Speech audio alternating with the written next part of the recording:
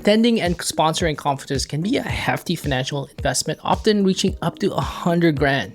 But Kamil, Rextin, and the 42 agency team chose a more creative and cost-effective approach through guerrilla marketing tactics. Rather than spending on traditional conference booths at SaaStr and HubSpot's inbound conference, they opted for a more unconventional and engaging method to capture attention and acquire new customers. One of the things they did is they rented limousine buses to shuttle attendees from their hotels to the conference and drove trucks with billboards, turning those vehicles into mobile advertisement. Today, Kamil shares a few guerrilla marketing tactics for conferences. In episode 59 of the Marketing Powerups Show, you learn first of all why in-person events shouldn't just be an opportunity to sell and pitch. Second, the results of 42 agencies' limo shuttles at SaaStr 2023. Third, Kamil's take on the future of performance marketing. And number 4, a power-up that has accelerated Kamil's career. Before we get started, I've created a free Powerups cheat sheet that you can download and apply Kamil's guerrilla marketing tactics at conferences. You can get it now at marketingpowerups.com or find that link in the show notes and description. You ready? Let's go. Marketing Power-Ups. Ready? Go! Here's your host, Rambly John. Kamil, I'm so excited. It's been like a long time coming. I invited you like when this podcast started, and then I'm not sure what happened, but I'm glad for you to come here. We're going to be talking about your team strategy around SaaStr event, which is a very expensive, very fun event. And inbound. We also inbound. Yeah, you did a bunch of stuff there. Your team wrote a whole piece about this, but I'd just love to hear, why SaaStr inbound? Like, was it like your customers was there, or like you saw it as an opportunity to just put the word out with about 42 agency though, and anything else? So I went to SaaStr last year by myself. It's all the companies and all the people who want to sell to VP marketing, CMO, CRO, and B2B SaaS companies. So last year we did this thing that got some attention. Was we hired somebody off Craigslist and we said we're gonna give you $42 bills. And as people come in for registrations each morning of the event, just hand them out as many as you can. And we got some, like Emily Kramer got one and she texted me. She sent me a picture and she's like, hey, I just got handed this brilliant idea. It got some attention. So it's a bill? Is a $42 bill? Like, is that? Yes, I can send you a picture of that. Yeah. Okay. With my face on it and like designed as a dollar bill, but it's like $42. Oh my goodness. So that was pretty fun. So this year we were brainstorming, and this year, I was like, okay, I'm not going to go solo. I'm going to go take some people from my team. So I went with Alejandra and Becky. And then we were brainstorming ideas on like, we can't get a booth for 100,000, 50,000, whatever the booth amount is. So like, what's a more cost efficient way to just get attention, right? Like marketing is all about getting attention. So Alejandra came up with the idea of a limo. She's like, why don't we hire a limo and then we can run a 42 shuttle? So we printed out some magnets, we put it on top of the limo. So it was like 42 branded. And we would literally just go to every hotel and say, hey, are you guys going to SaaStr? We're running a shuttle. Would you like a ride? And like we managed to fill up. We did like 4 or 5 trips back and forth with the limo filled. A couple of times it was so full that we couldn't fit in ourselves. So we had to like wait for the limo to come back. And while people were in the limo, it was a good opportunity to like just talk to them about stuff, right? Like, hey, what you do, we do is a $42 bill. If you ever need, demand and DevOps marketing help, go give us a call. And somebody actually called it a moving booth. Moving booth. I love that. Yeah, which I'm like, yeah, this is kind of what it is. So that was pretty fun. Yeah. Initially, I wanted to we were thinking when we were brainstorming ideas, I was like, maybe we can fly a plane overhead and just drop the flyers of the plane all over the event. This is so and that's good. where I was like, maybe we can get a billboard, by SFO airport around the event venue when people are driving in. But that was like $20,000 or something like that. $20,000, crazy. Yeah, $7,000 for the billboard and and the billboard at the event. So in the parking lot. And I thought, okay, I don't want to drop $7,000 on 2 days. So we did that. We got the same girl from Craigslist to give out flyers, but she actually got chased by security. So we couldn't give out all the flyers. Oh, no. But and then the limo worked really well, and then we had some custom designed T-shirts that got some Mm. attention. People were like, hey, these are really cool T-shirts. The amazing thing is, like, a few people are like, oh yeah, 42. I've heard of you guys before. Mm. So I just looked at, and then at Inbound, because Faster and Inbound were just the At the same same time. time. Yeah. So I found a company in Boston that does these mobile billboards, and it was like Alejandro did the design, and we got these mobile billboards at Inbound. Whenever, like, none of us from the team was at Inbound, but I wanted to have a presence because we're pretty big. Like, we work with a lot of Inbound. Yeah. HubSpot Yeah. customers. So we just parked the billboard in front of the event venue. So when people are coming in, they can see the billboard. And then he drove around the event venue at the lunch spots when people were leaving for lunch and like Smart. all that stuff. Yeah. So, like, to me, the main, a lot of people treat events like sales activity, which I think is part of it. Like, you Yeah. go to the booth, you stand the badge and stuff. But I also think it's an experiential marketing activity. And you Mm. just want to maximize brand impressions and you want people to remember you. Yeah.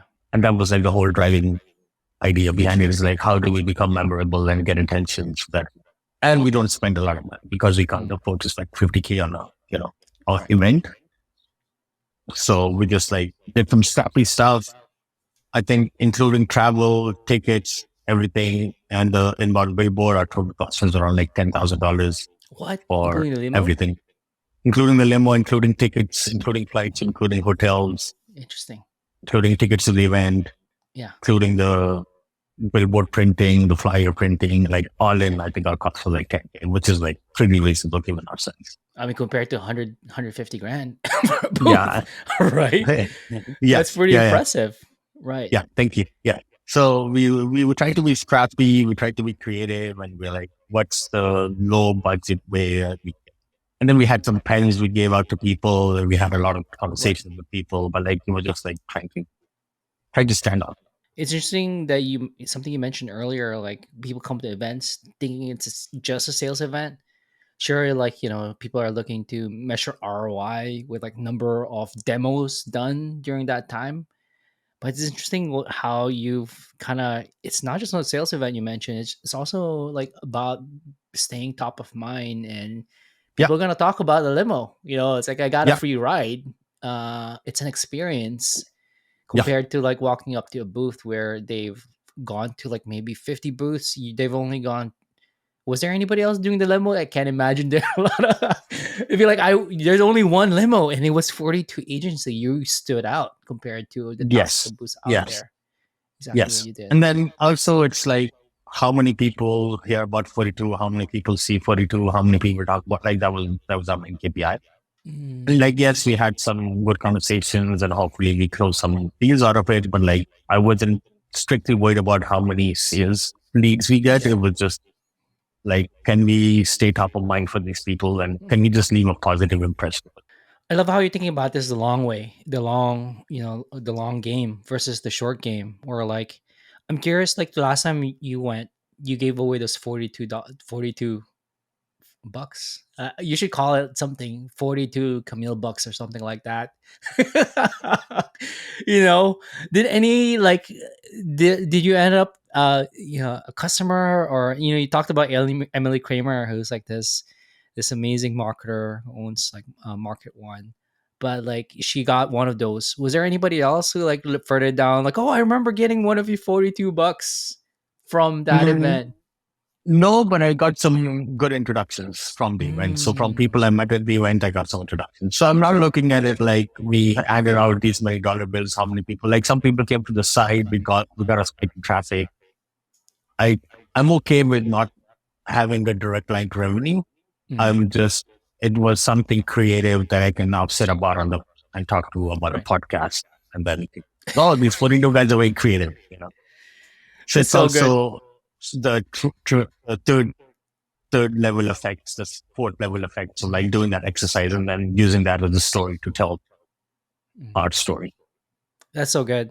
I just, and then the plane, like you were gonna like, hire a plane to drop flyers. Like, wow, yeah, you're really Yeah. thinking out there, and really like thinking about this, about grabbing attention. Because nobody else is necessarily doing that. People are gonna come. People typically, a company comes, they have their booth, they have their stands and their design, their flyers, and then you're like, I'm gonna go bring a plane or a limo to this event, and people are like, yeah, it's gonna really stand out here, which is super Yeah. interesting. Yeah. Basically. Yeah. Yeah. Can you talk a little bit more about that, like the importance of attention, especially nowadays with the economy? I think there's increased competition. There's like things like that. How important is it for companies to think about like not just direct, like, okay, I did X, now I got Y in terms of like sales calls, but you're thinking about, I love how you put it, the second, third, fourth, even the fifth effect of doing an activity, and really thinking about it long term. Like, how important is it now for companies to be thinking about that, or is it even I think important for people? it's always about balancing both. I think agency sales is very different than software sales. So I'm going Mm, to put a caveat there because in agency sales, you're working with people and the relationship matters mm, 100% time more than like buying a piece of software. So I think there's that difference. I think agency sales are more about building trust and showcasing expertise, while a product, you just wonder how the product actually works and how good, like, yeah. does this thing actually work? So we're, as an agency, I think our strategies and stuff is very different, but like, I think if you're a B2B SaaS brand, you have to always balance the short term and the long term. Mm, Like if you are selling, I don't know, performance management software and it's a 30-day sales cycle, you have to invest in the immediate direct response stuff to pay the bills. mm, And then you invest in the longer term brand building. Because brand over time makes performance marketing easier because more people are familiar with your brand. So you get higher click-through rates, lower CPC, higher conversion rates because you have already built that trust in the market. But it's also a fool's errand to be like, I'm an initial startup, I'm sub $1 million in revenue, I'm going to invest everything in my brand marketing. But like, you can't do that. You're going to run out of money before that brand marketing starts to pay off. yeah. So I think you have to like take it with a grain of salt to say that where do I, like, we typically with our customers, we do like a 60-30 model, 70-30, 60-30. Like we over index on performance, direct response, because that Mm, is what's going to drive the short term results, because that is ultimately important. But that shouldn't come at the expense of the longer term brand building, because you also want to be doing longer term brand building, and performance ads and performance marketing can also build longer term brand. yeah. Like it's not that, Monday.com spends, I don't know how many, 90% of the revenue on YouTube ads and stuff. And they're all I direct know. response. Right. They're all like sign up for a trial, go try Monday. Yeah. But you see them so often, so much everywhere that you start to just like, it Build a brand. becomes top of mind for you. Right. But those are not brand campaigns, right? Those Yeah. are essentially performance campaigns. Mm, But just by virtue of frequency and virtue of like you seeing them on YouTube, on search, on this, that, you just think about Monday.com when you think of Project American Soft or yeah. ClickUp or whatever, any of these. Yeah. So I think like it's like to say that performance campaign can only drive performance and a brand campaign can only drive brand is a false argument. I think performance can drive brand and brand can drive performance. Mm, Like yeah. it just how you approach it and the time frames you're looking at.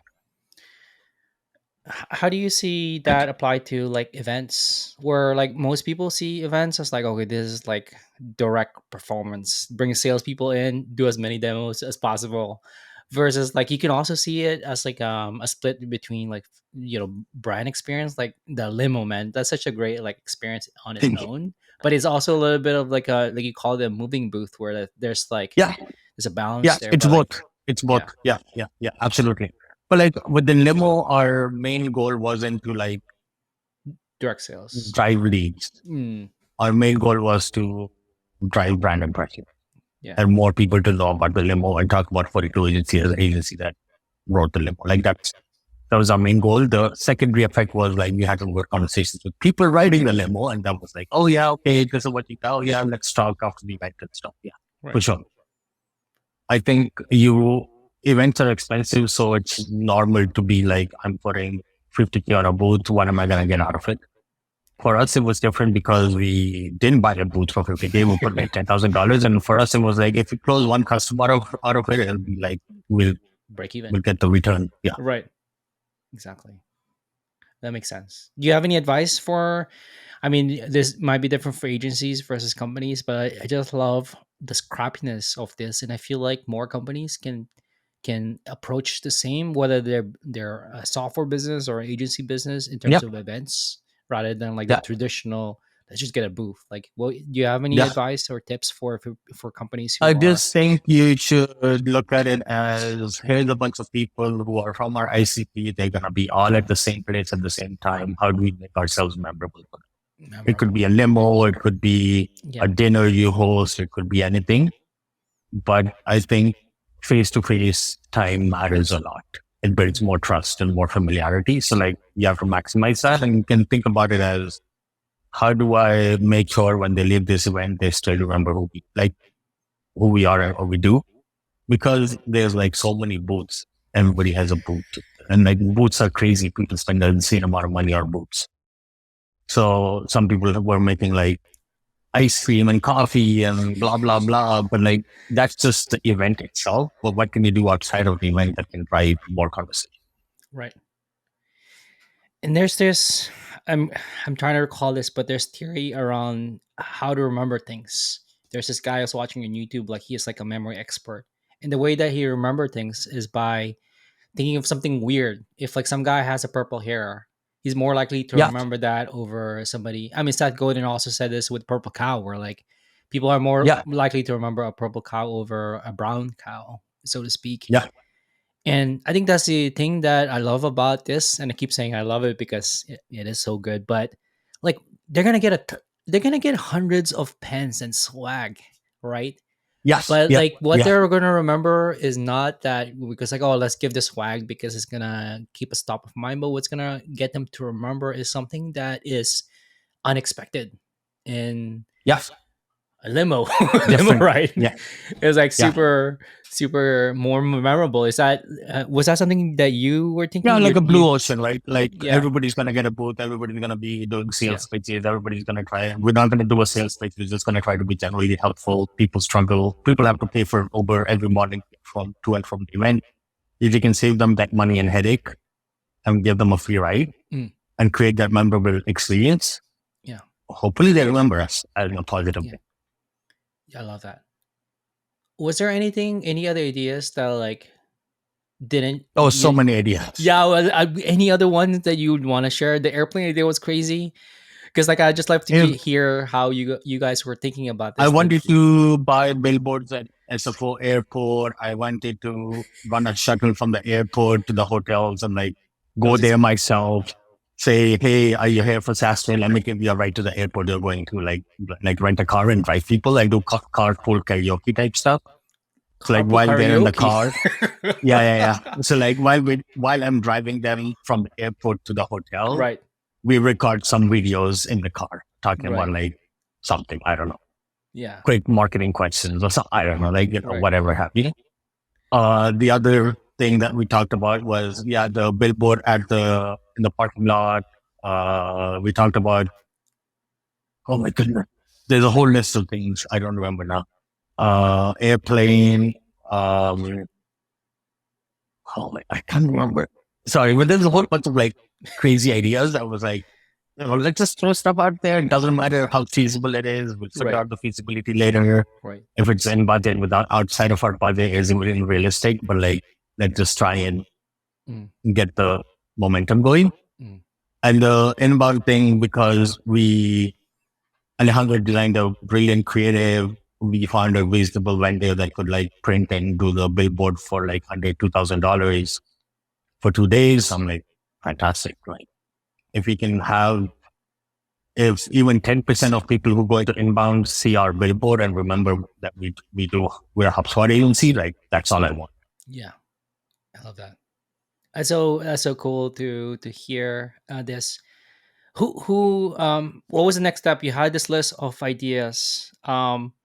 Did somebody from your team like kind of costed it out and like, okay, the limo from hotels to thing is like Yeah, we feasible? kind of worried on the ideas. We're like, okay, what's like Mhm. realistic? What is like, throwing out flyers on a plane is not the best. Like, Somebody's gonna get angry. The city's somebody's gonna get angry. It's gonna create lots of garbage. It's not great environmentally. So like, let's scratch right. that idea off the table.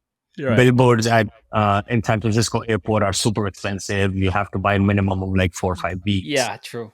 Oh, four Okay, or let's five cross weeks that is idea. crazy. Yeah. Yeah. I mean, I'm just brainstorm. I mean, if you had a plane and you can like do like the cloud trail and write 42 on the sky, Oh, that would somebody be. did that. Somebody Somebody did did that. that. So Really? yeah, yeah, yeah. What did There's they a write? company called Command Bar. That's a I long think they name. do some. I hope they didn't So write they were command. flying a plane with a banner outside. Oh no. Okay, cool. The They had a banner. booth. They had a booth at the event, and they were Right. flying an airplane with a big banner behind it saying commandbar.io. I don't know, something. But I remember the name because I saw the plane and I saw the booth. So I'm like, oh, okay. Oh, that's cool. I was thinking Yeah. cloud trail, with like the smoke trail of the Oh, yeah, plane. yeah, yeah, yeah. And Yeah. you write That, 42 on the sky because it's permanent there for like hours. we also thought about like not permanent graffiti on the entrance. Walk. So like going the night Oh. before, hiring somebody to do graffiti on the floor. As people walk in, they see graffiti of 42 on the floor. Or toilets, people need to go to the toilet. Toilets, yeah. So yeah.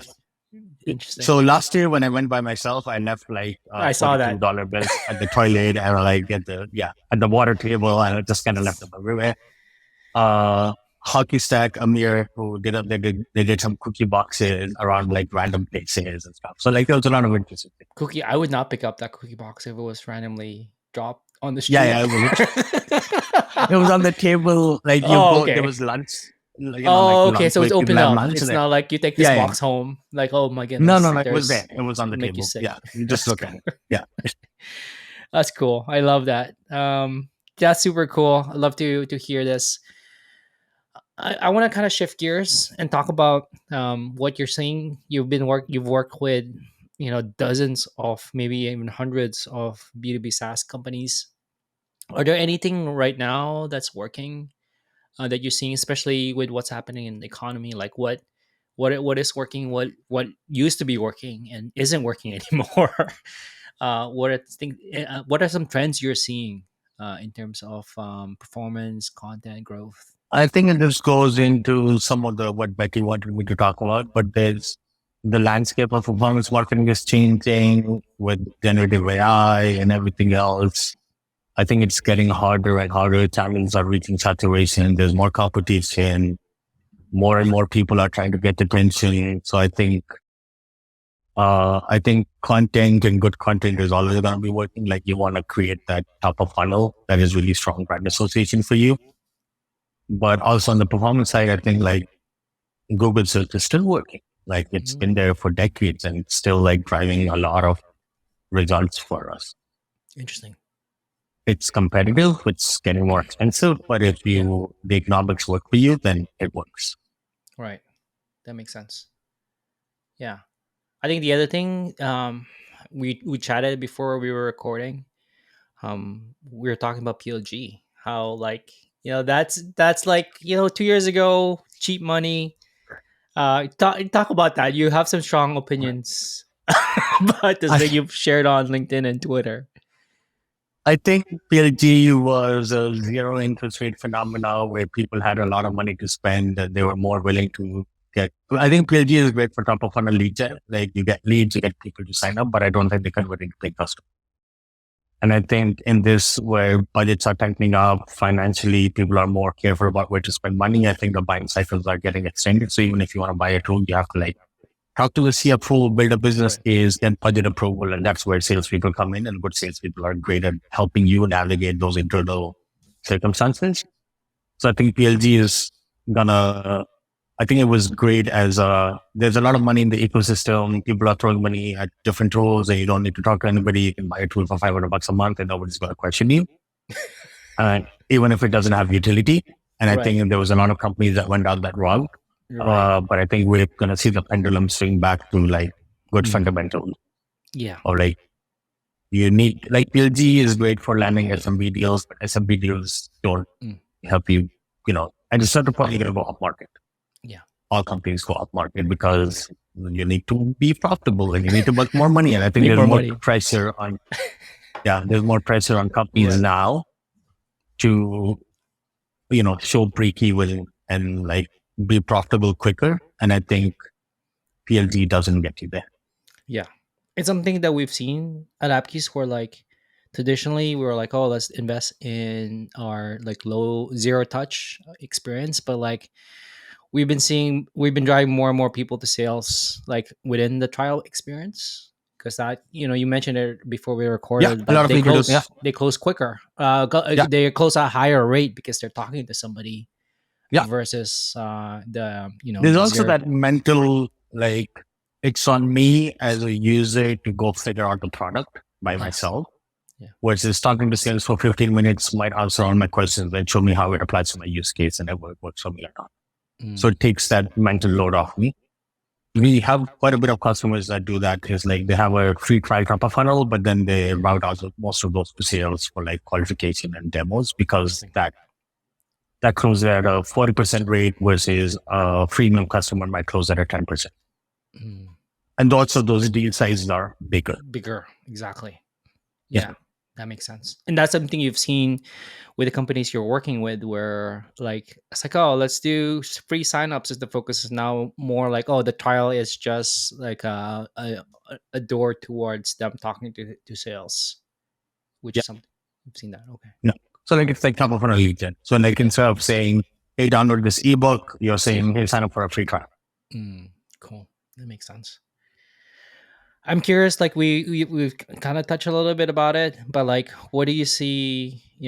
Is something that people need to be focusing on um, going forward, especially around growth. You talked about good content. Is that something? I'm curious what you mean by that. Especially you mentioned search and AI. They're looking at content differently, of course. Where like traditionally listicles and like content crafted for SEO is like been the focus, but it seems like things have been changing. Curious what you see I think with the it's everything is getting noisy. And with generative AI, everything's going to get more noisier, especially Mm, on the performance marketing side, like Google and Facebook and all these guys already have sophisticated algorithms that can optimize ads much better than you can. I think the emphasis is going to go back to creative, mm, having good, solid creative that works for your target market and standing out from like, interesting. and then I think, field, in-person events, I think those are going to get human, whatever involves more human involvement is going to get valued higher. And I think performance marketing as we know it today might not exist in 5 years. So Interesting.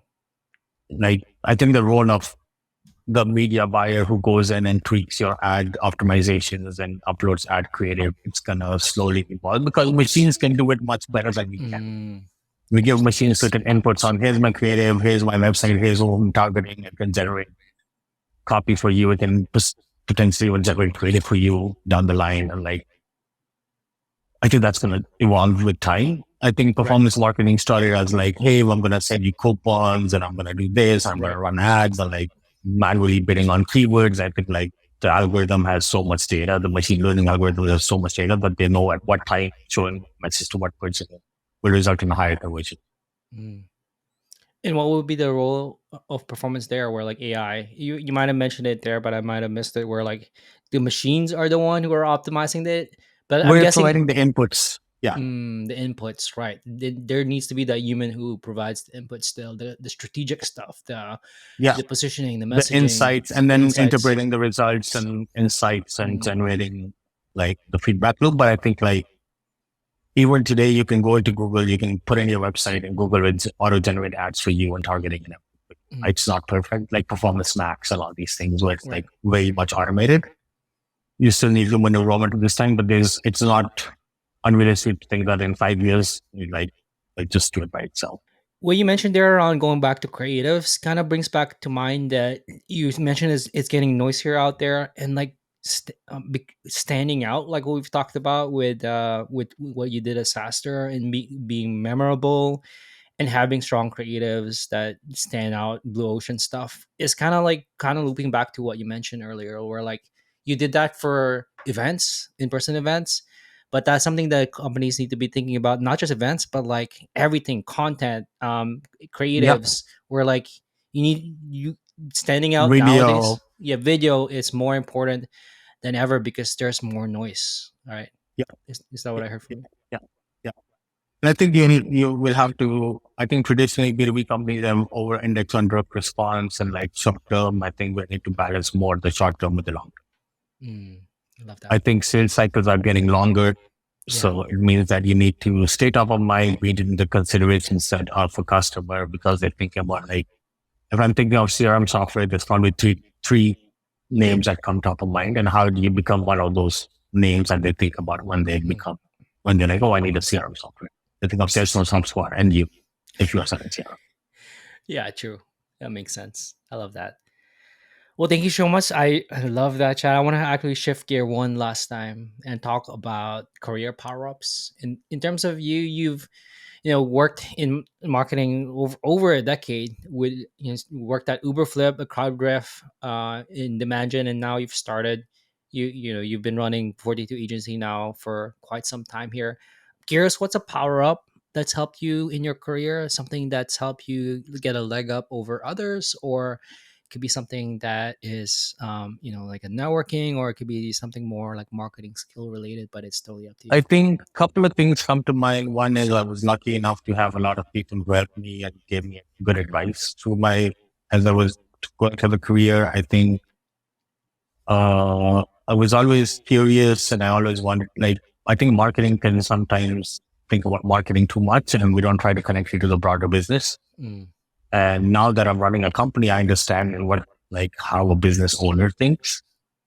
And like you, as a marketer, it's not just about you have to think about business KPIs and business performance and like thinking about broader outside of marketing, what is a third order effects that your marketing has. So understanding churn rate and like just being familiar with like what those business KPIs are and how they tie to the work you do. And I think broadly, I think marketers over index, like you should be curious about learning about other industries, like how economics work and how, whatever. that makes sense. That whole curiosity really does help. And like thinking of, I love how April Dunford, she was one of the very first episode where she mentioned like one of her career props was thinking less about marketing and more about the market, which is like such a good way to put it, where like you're thinking about how the impact of your work broadly Yeah. in terms of the Yeah. company and also in terms of thinking about it from beyond the organization too, Yeah. as well. Yeah. If you enjoyed this episode, you'd love the Marketing Powerups newsletter. I share the actionable takeaways and break down the frameworks of world-class marketers. You can go to marketingpowerups.com to subscribe and you'll instantly unlock the 3 best frameworks that top marketers use to hit their KPIs consistently and wow their colleagues. I want to say thank you to you for listening, and please like and follow Marketing Powerups on YouTube, Apple Podcasts, and Spotify. If you're feeling extra generous, kindly leave a review on Apple Podcasts and Spotify, and leave a comment on YouTube. It goes a long way in others finding out about Marketing Powerups. Thanks to Mary Sullivan for creating the artwork and design, and thank you to Faisal Kaigo for editing the intro video. And of course, thank you for listening. That's all for now. Have a powered up day. Marketing Power-Ups. Until the next episode,